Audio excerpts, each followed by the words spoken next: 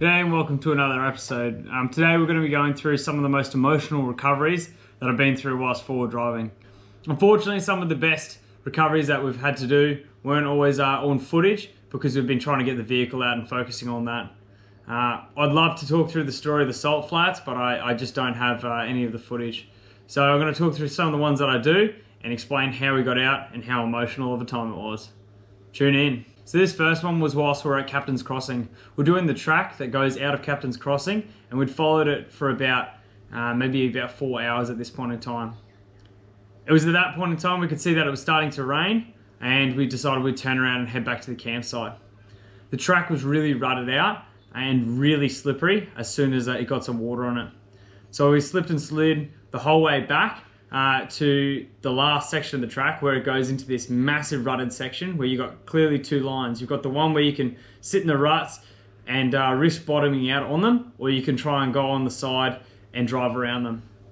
I tried to drive around them to less success than some of the people who went in them, and I ended up sliding sideways. It doesn't look like much on camera, but it was pretty unnerving at the time. Once you got through that section, pulled up on the right hand side. The reason we didn't go to the left was because there was a pretty solid drop off. Noting that I was the third vehicle to go through, it had become pretty slippery at this point in time, and I wasn't really doing a good job of staying on the right hand side. Ended up slipping into a giant rut, and it just clunked down hard on the left hand side step. Probably one of the gnarlier angles I've been on.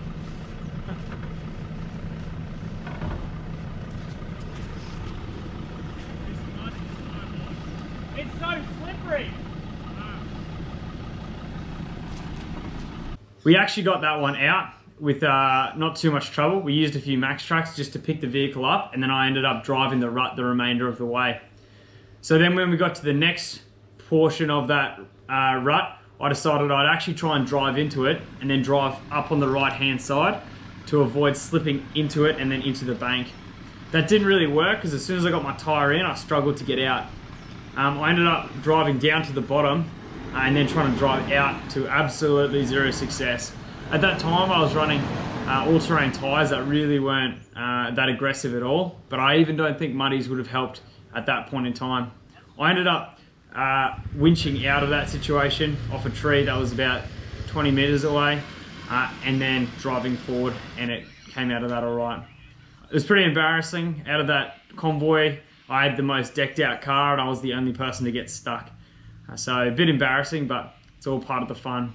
That trip there was actually my encouragement to buy mud terrain tyres. I was sick of sliding around and just getting stuck in mud, and I drove a fair bit of it at that point in time, so I decided I'd swap over to mud terrain tyres. And honestly, as someone who's gone from all terrains to mud terrains, I really want to keep muddies, but unfortunately you just don't get the mileage of them, so I probably will go back to all terrains next, but muddies are awesome if you can afford to keep running them. This next one was whilst we're out at Black River. So Black River is just out of Townsville, and it follows Black River up, and you can cross over the river multiple times, go up all the sand dunes. It's a great fun adventure. If you haven't already, check out my video on that one. You'll see the recovery in there. I'll talk it through a bit more though, because there's a bit more to what you didn't see in the video itself. So what happened was we were filming out there. It'd been my third day we'd gone out there to film that video, and I hadn't got stuck the whole time. To be fair, I'd actually never really been stuck in Black River before, so my confidence level was a bit up, and I was running my tyres probably a bit higher than I should, just because I couldn't be bothered to adjust them. So they were running at about maybe 25 PSI, so really not what you should be running on sand, but again, I hadn't been stuck yet, so it was just ignorance at that point in time. So I thought there would be a pretty cool shot if I drove through this massive water crossing. As you'll see, there's a track completely around the outside. I was 100% just doing it for the shot. Once I started driving in, the drone was flying with me, and I told my partner who was in the car with me, as soon as I look like I'm sort of going out of the shot, tell me and I'll slow down or speed up. She said that I was needed to slow down a little bit, so I took my foot off the gas for a split second, and then as soon as I put my foot back on it, the back just sunk straight down and I came to a complete stop. It was a pretty funny video. If you watch it, pretty emotional time. Had to climb out the window because the sill was underwater and I didn't want to let water in. I actually almost fell out the window at one point in time as well. We put the max tracks under and it didn't move. I was pretty stressed at the time. There's really no other option to get out of there. The winch was useless. There's no other trees. I guess that's just a lesson for next time to A, not four-wheel drive alone, but B, also don't do silly things unless you know you can winch out of that situation. Because it's that river sand, the current flows through and it just essentially knocks out all the sand below it and the tyres just kept sinking. Towards the end, my whole back tyre was actually under the sand. At that point in time, some kids actually walked down from the houses that line Black River. I asked the kids if they had a family member who had a four-wheel drive, and they said that their dad did, and I asked them if they could go grab him. So they ran up, grabbed their dad, and came back down. As soon as I saw that it was a big 79 series, I started feeling a lot better because I was quite stuck and they needed a fair bit of weight to pull me. He told me I was the fourth person who pulled out of that same spot that week, and I guess the same people made the mistake. It took a few goes, a few snatches, and I finally got out of there. I guess the lesson learned out of that one, as I said before, not going through a water crossing, that there's no recovery area to winch off, and B, you shouldn't go alone in that situation. And probably the last thing, if you're going to drive on sand, let your tyres down appropriately. So this next one again is out of Townsville. This is at Tamala Beach and all the four-wheel drive tracks around there. I was full driving with a few mates. We had a modified Colorado, which was running 35s, a big tune, and quite a bit of lift. We then had a reasonably stock Navara, and then we had my car. What happened was we drove onto the beach and we were coming off, and we drove through a section that was pretty boggy. The Navara was leading, I was second, and then the Colorado was third. Myself and the Navara made it out. The Colorado bogged down. Got that call over the radio. I turned around to head back because I was the only one that had a winch. As I was driving back to that spot, I actually got stuck as well, and we were in a bit of trouble at that point in time. So we had two vehicles facing each other, both stuck in the mud. We tried max tracks, reversing off them to then get a run up. As soon as I hit the mud, tyres just spun and I didn't go anywhere. This again was before I had my mud terrain tyres. We tried driving forward onto them with a lot of momentum, and again, as soon as I hit the mud, spun the tyres and I just sunk straight down. So from there, we did a massive winch. We had a winch almost fully extended, plus an extension strap to a tree, so about 40 meters of line, and then that pulled me forward.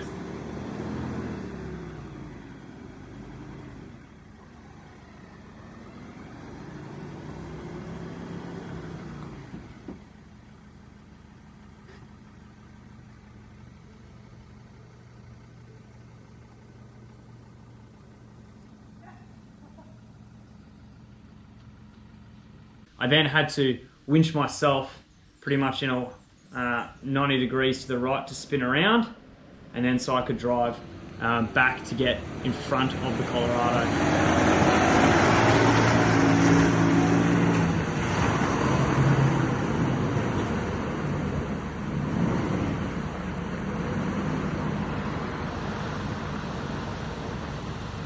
Should have bought a Navara. I finally got in front of the Colorado, and we attached two snap straps to it. Yeah, we had a first pull and we were kind of successful, and it moved the Colorado, but then it just bogged straight back down again. We're then at a point where I was trying to snatch the Colorado, but I wasn't able to get much speed taking off because as soon as I took off, I was just spinning the tires and not really moving much.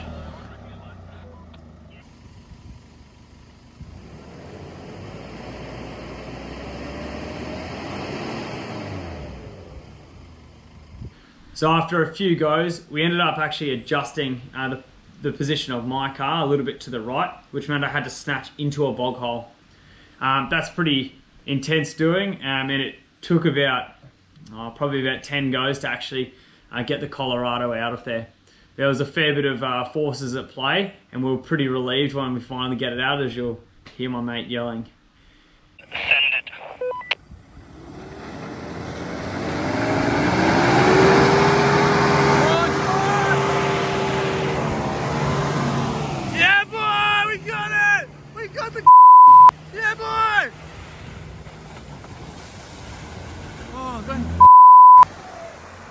Marlow at the start of the year, when it's got a lot of rain, becomes an absolute boggy mess. So much fun to four-wheel drive out there. However, we were recovering each other about, I don't know, every 5-10 minutes, and there was multiple vehicles out there as well who were just getting pulled out. When you do it in the dry, it's really not too hard. It was a pretty emotional day. That was about a 2-hour recovery. So the last one I'm going to go over was on our trip to Cape York. So you can see that in one of my videos, Cape York Part 5.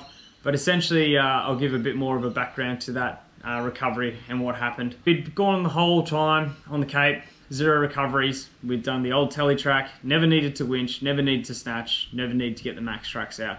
It was a pretty successful trip up until that point. It was actually one of our last days, and we decided we were just going to take our camper trailers over to Cape Flattery, check it out, and then we were going to start our trip home. So that's why we had the camper trailers at the time. I'd read a lot of things on Cape Flattery and kind of knew about this big sand dune. I'd seen it on a few episodes of All for Adventure and 4Drive Action. But what I didn't know was actually how soft that sand was going to be. So we got in there, no issues, went through a few water crossings, and that's probably the most intense terrain I've taken my camper trailer through to date. It was all going really well. We're down at 16 PSI in the tyres and the same in the trailers. We got to the start of the sand dune. So the way it works, when you're heading towards the beach, it's probably about 150 meters on this side, and then it comes over the top and it's about 300 meters to 400 meters down this side. So it's a big hill to get up. I tried it with the trailer on and I wasn't successful. My trailer weighs about 1.5 tons when it was loaded like that.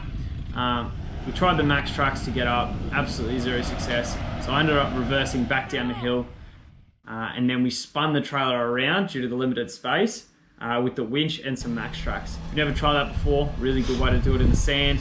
You put the max tracks down, lower the jockey wheel, and then get the winch on the front of the car to just pull it around. Really effective.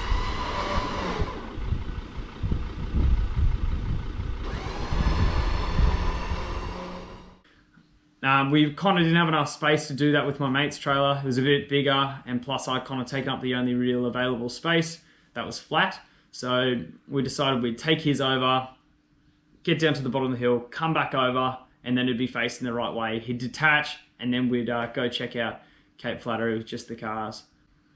So he actually made it up the hill. It was a big sand, absolutely flying to get up there, but he made it up. When he got down to the beach, he tries to take off and bogged down immediately. So he reversed back up, hooked the snatch strap up to the back of my car, and then we sent it up the hill. We were going to maybe about 250 meters, and then it started to really slow down. We bogged down, and we probably had about 100 meters left of hill to go. So we kept the snatch strap hooked up. We put a lot of max tracks under. We had 6 at the time, and we just continued to do that process. It didn't really move very much each time, and it was a very hot day. It was almost getting too hot to stand in the sand. We ended up winching off a tree in the distance, and then so he could take the pressure off my car, which had been snatching consistently for about maybe 25 to 30 goes. Eventually, the tree actually got uprooted, and we weren't able to winch off that anymore, so we had to resort back to snatching. It started getting so hot and soft that when I'd snatch with my car, I'd just bog straight down. I'd walk his winch out, hook it off to the back of my car, pull my car out, detach his winch, and then go again. So we did that upwards of probably 50 times in a row, and it was a very long day. It started getting so hot that once we even crested the top of the hill and we were actually going downhill, we were still doing recoveries. Tyres were at 16. We probably could have gone lower when I think about it in retrospect, but that was about a 4.5 hour recovery, and we didn't end up even getting to check out Cape Flattery. It was a massive day of recovering a vehicle, very long day, very emotional, and then at the end we had to go find all 6 max tracks which were buried under the sand. So that's it for a few of my recovery stories. There's plenty more. I got stuck a lot whilst I was learning to forward drive, and there's some that are even more emotional than those ones, but those are the ones I've got on film, and that's the ones that I hope you enjoyed watching. Thanks, guys.